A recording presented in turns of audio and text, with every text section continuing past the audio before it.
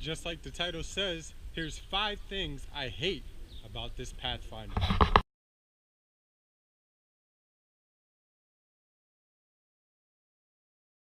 What's up, guys?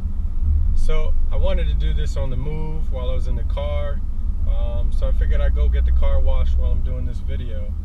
It should give me enough time to run down the list. So if you've seen my other videos, if you've seen especially the one reviewing the Nissan Pathfinder, you will know that I definitely love this car. I think it's really great value.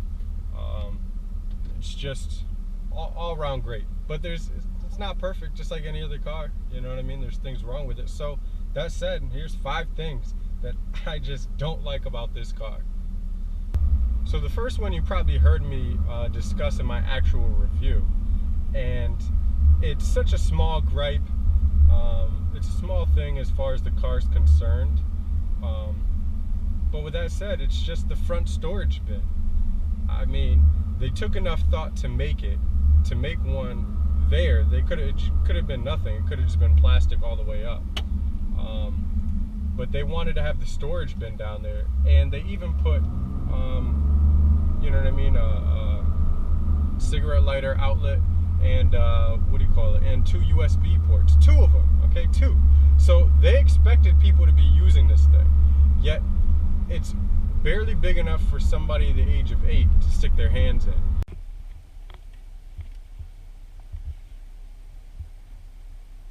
Anybody else, you have to get in this awkward, funny little position, try to squeeze down in there.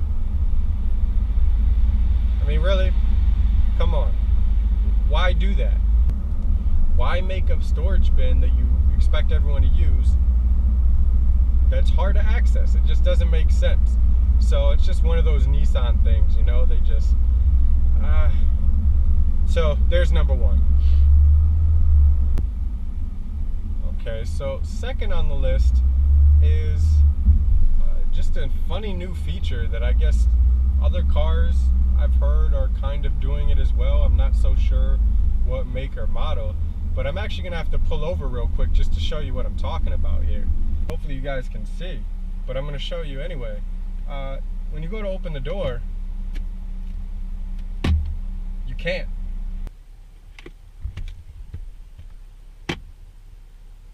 Now, you can hit the unlock button when you find it all the way up here. Well,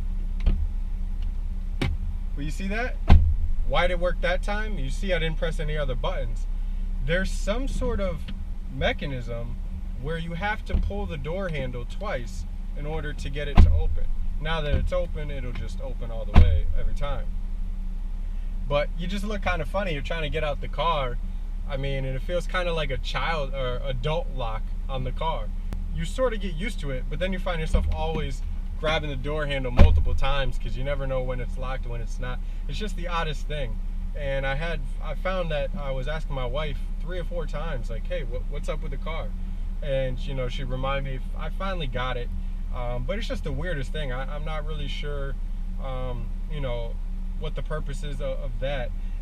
It's pretty weird, and it's just different from every other car. And so, you know, some of those things where, you know, just keep it simple, stupid, you know?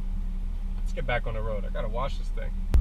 All right, so the third one is definitely a legitimate gripe of mine. And it's basically the lack of driver safety tech in the car. Now, yes, you'll say, but Sean, or if you don't know my name, SK Lifestyle, you know, it comes with that stuff if you want it. Yes, it does. But have you noticed Toyota offers it in every model of the Highlander? It's honestly one reason I was going to get the Highlander. I wanted a lot of safety tech for my wife and so forth. But we landed on this because it looks great, it feels great. You know, it's a great value, and it tows a lot more, which we needed a lot of towing capacity. But I just like the fact that Toyota is just offering it on every model. Like, there's not that many things that cars have right now that are that amazing. You know, we're all used to technology now, but the driver safety tech is one of them. And you know, it would have just been nice to have some of that stuff, like the rear cross monitor and blind spot monitor and the adaptive cruise control. I just think some of those things are stuff that they should have just had as part of it. This would definitely be the ultimate SUV. It would sell out of the park if every single one of them came with all the safety features. And I would forego maybe a little less soft touch on certain places or leather in certain places in lieu of that stuff. So we do get the radar monitor.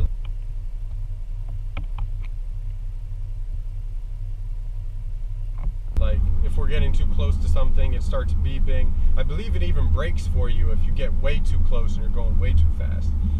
So it's good that they at least included that. But I would have liked to see a more array of features, especially on this model. I mean, the car cost a decent amount of money. I think they could go ahead and do it. So that said, that's number 3 with my issues, lack of driver tech standard.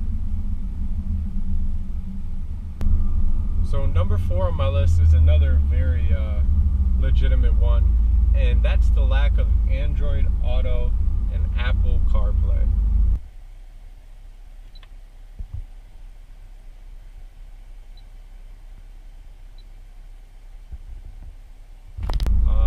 I think that's going to be a complaint about every car from any person reviewing it going on here forward. I don't understand why these car manufacturers are just so hesitant to put 1 or 2. These are the only 2 that there's going to need to be. And it must be something to do with these corporate companies just battling it out for, you know, profitability and, you know what I mean. Android Auto and Apple CarPlay, you know, are absolutely just, I don't know, needed in these cars. Especially if you don't want to have a huge, immense infotainment system with all these features and gadgets and all this stuff. At least let people hook up their phone and use all the apps that they would have on the phone right in the car, and you're good to go. I mean, a lot of these cars too, you know, are having the you know, the Wi-Fi built in and all this kind of stuff. So, you know, just add the Apple CarPlay and Android Auto. It's just that simple. Please, just do it. Nissan, please do it for me or everybody watching. I don't know. All right, and last on the list, number 5, the big numero 5. It's a slight gripe, but it's still, I don't know. Here it is. It's the plastic bumper on the back below the tailgate. They just have this huge, you can see it now.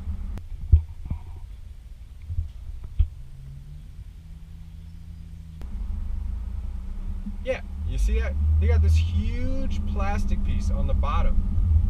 And I feel like they did this specifically so, we called the dealership to get a hitch installed on the car. Again, what's one of the reasons why we bought this car. 6,000 pounds of towing capacity, guys. I can't get over it.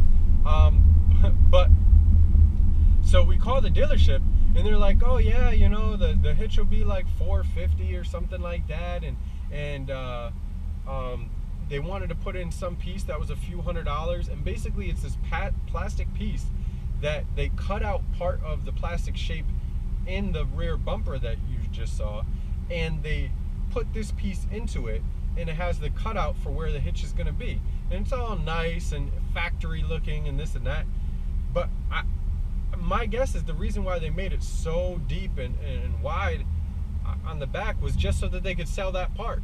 They were like, oh, if we do this, then we can tell everybody, oh, if you want it to look really nice, then you got to get this, you know, $300-400 part, and oh yeah, have Nissan install it for you. I mean, I know the majority of money comes from sales and service at these dealerships. So I don't know if some of these car manufacturers are devising ways to, you know, make people want to get back into the dealership more. But if that was it, I don't like it. And as you can see, from ours, we just had U-Haul, you know, come in, and U-Haul is a lot cheaper to do trailer hitches than probably anywhere else. And yeah, they had to cut a little piece of it, but it's way at the bottom underneath the car. I mean, you literally have to be on your back looking up to be able to see, you know, where they cut and so forth. So it's clean looking still, and you know, to save a few $100, I'm all for it. So I don't know what Nissan was up to with that, but I don't like it. And you should know people are going to be putting hitches on these cars. So if anything, that whole plastic piece should just be gone. It should just not even be there. The cutout should just already be there so that the hitch can just go on. You know what I mean? Just do it already. So that said, that's my SK lifestyle. 5 things I hate about the Nissan Pathfinder, the 2018. And if you guys have any questions or comments, you know, leave them down below. You guys want to see anything new or different or whatever, just leave those comments as well. Please subscribe to SK Lifestyle. I know you love the videos and I know you want to see more, so just hit that subscribe button. Just real quick, just hit it. See you guys later.